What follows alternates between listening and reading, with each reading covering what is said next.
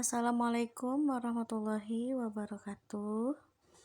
Kami dari kelompok 8 yaitu Lydia Najariah, Khairunisa, dan Nur Anggraini.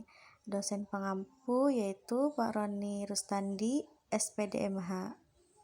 Di sini kami akan membahas pertemuan 12 yaitu tentang perusahaan berbadan hukum. Setelah mempelajari materi ini, mahasiswa diharapkan mampu memahami perusahaan berbadan hukum yaitu perseorangan terbatas, badan usaha milik negara, koperasi, dan perusahaan kelompok.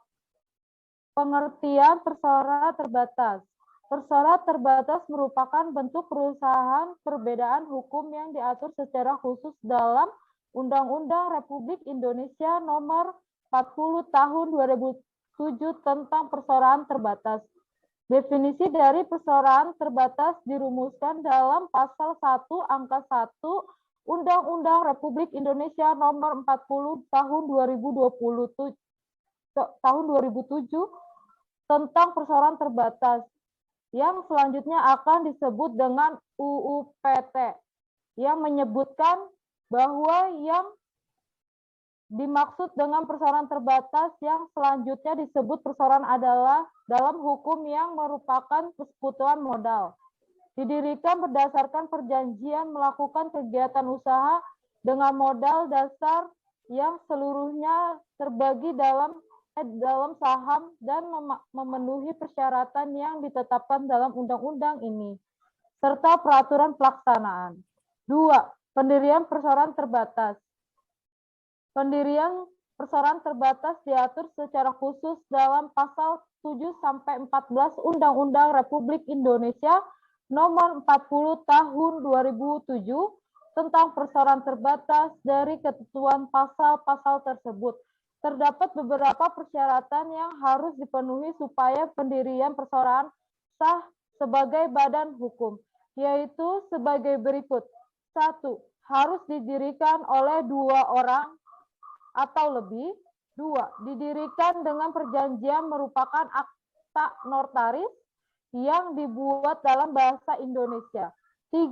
Setiap pendiri wajib mengambil bagian saham. 4. Memperoleh pengesahan dari materi hukum dan HAM. 3. Status badan hukum perseorangan terbatas. Perseorangan sebagai hukum, makna bahwa perseorangan merupakan suatu subjek hukum di mana perseorangan sebagai sebuah badan yang dapat dibebani hak dan kewajiban seperti halnya manusia. Subjek hukum adalah suatu yang dapat atau cakap melakukan perbuatan hukum atau melakukan tindakan perdata dan atau membuat suatu perikatan.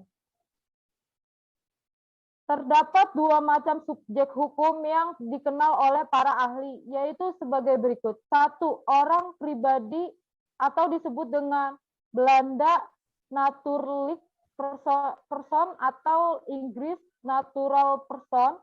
2. Badan hukum yang disebut Belanda Recht person atau Inggris legal entity. Unsur utama dari badan hukum adalah apa yang disebut patrimoni atau harta terpisah. Baiklah, yang selanjutnya nomor 4. Macam-macam modal dalam perseroan terbatas. Secara umum, kata modal atau kapital apabila dihubungkan dengan perseroan mengandung pengertian suatu yang diperoleh perseroan dalam bentuk uang melalui penerbitan saham. Menurut ketentuan Undang-Undang Nomor 40 Tahun 2007 tentang perseroan terbatas, struktur modal perseroan adalah terdiri atas yang pertama modal dasar, yang kedua modal ditempatkan, yang ketiga modal disetor. Kemudian yang kelima, macam-macam saham dalam perseroan terbatas.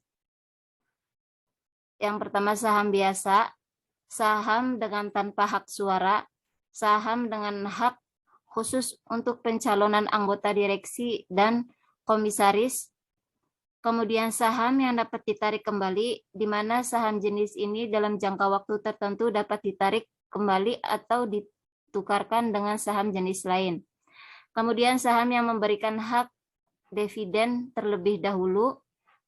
Saham utama menerima terlebih dahulu pembagian sisa kekayaan perusahaan yang dilikuidasi. Yang keenam, pemegang saham perseroan terbatas. Pemegang saham merupakan pemilik dari perseroan terbatas. Salah satu hak yang dimiliki pemegang saham adalah hak suara dalam rapat umum pemegang saham (RUPS) yang memiliki prinsip satu saham, satu suara, one share, one vote, sebagaimana diatur dalam pasal 84 Undang-Undang Nomor 40 Tahun 2007 tentang perseroan terbatas, yang berbunyi setiap saham yang dikeluarkan mempunyai satu hak suara, kecuali anggaran dasar menentukan lain. Pasal 1 angka 4 Undang-Undang Nomor 40 Tahun 2007 tentang perseroan terbatas memberikan pengertian bahwa RUPS adalah organ perusahaan yang mempunyai wewenang yang tidak diberikan kepada direksi atau dewan komisaris dalam batas yang ditentukan dalam undang-undang ini ada atau anggaran dasar. Yang ketujuh, tanggung jawab pemegang saham perseroan terbatas. Pasal 3 Undang-Undang Nomor 40 Tahun 2007 tentang perseroan terbatas mengatakan bahwa pemegang saham perseroan tidak bertanggung jawab secara pribadi atas perikatan yang dibuat atas nama perseroan dan tidak bertanggung jawab atas kerugian perseroan melebihi saham yang dimiliki. Ketentuan tersebut tidak berlaku apabila: pertama, persyaratan perseroan sebagai badan hukum belum atau tidak terpenuhi. Yang kedua, pemegang saham yang bersangkutan baik langsung maupun tidak langsung dengan itikat buruk memanfaatkan perseroan untuk kepentingan pribadi. Yang ketiga, pemegang saham yang bersangkutan terlibat dalam perbuatan melawan hukum yang dilakukan oleh perseroan. Yang keempat, pemegang saham yang bersangkutan baik langsung maupun tidak langsung secara melawan hukum menggunakan kekayaan perseroan yang mengakibatkan kekayaan perseroan menjadi tidak cukup untuk melunasi utang perseroan. Selanjutnya, yang ke-8, organ dalam perseroan terbatas. Perseroan memiliki struktur organisasi yang memiliki kewenangan masing-masing. Sebagaimana disebutkan pasal 1 Undang-Undang Nomor 40 Tahun 2007 tentang perseroan terbatas, bahwa organ perseroan terdiri dari rapat umum pemegang saham, selanjutnya disingkat RUPS, direksi, dan dewan komisaris. 1. Rapat Umum Pemegang Saham Pasal 1 Ayat 4 Undang-Undang Nomor 40 Tahun 2007. Yang kedua, Dewan Direksi Pasal 1 Ayat 5 Undang-Undang Nomor 40 Tahun 2007. Yang ketiga, Dewan Komisaris Pasal 1 Ayat 6 Undang-Undang Nomor 40 Tahun 2007. Yang kesembilan, merger, konsolidasi, akuisisi, perseroan terbatas, dan pemisahan perseroan terbatas. Merger, terdapat beberapa istilah untuk merger, yaitu penggabungan, overname, konsolidasi.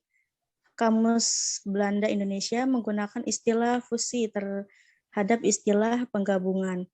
Yang kedua ada konsolidasi.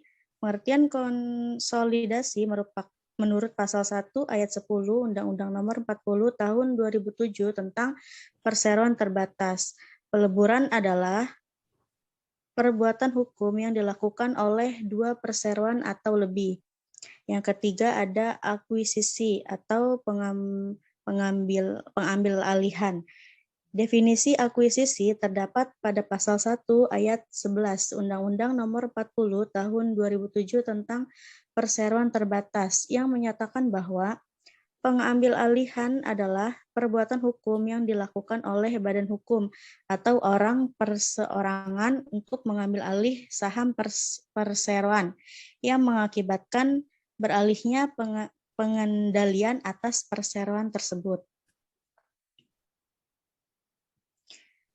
Kemudian ada Badan Usaha Milik Negara atau BUMN.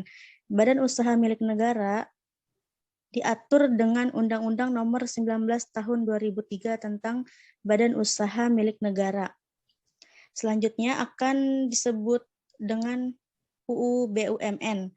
Pengertian BUMN menurut UU BUMN pasal 1 ayat 1 adalah badan usaha yang seluruh atau sebagian besar modalnya dimiliki oleh negara melalui penyertaan secara langsung yang berasal dari kekayaan negara yang dipisahkan.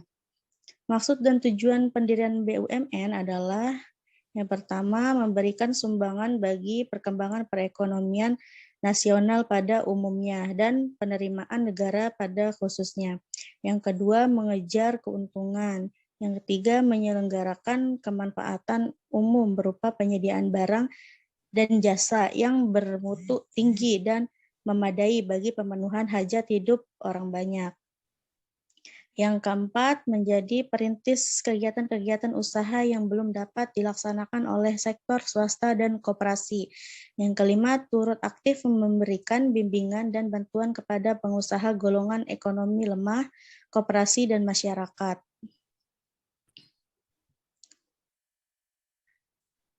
Selanjutnya ada koperasi.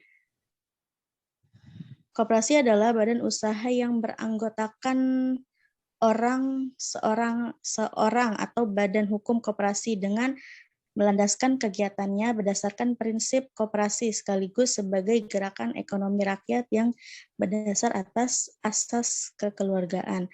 Koperasi didirikan dengan menggunakan akta pendirian yang dibuat di hadapan notaris dan berbahasa Indonesia dengan ketentuan sebagai berikut.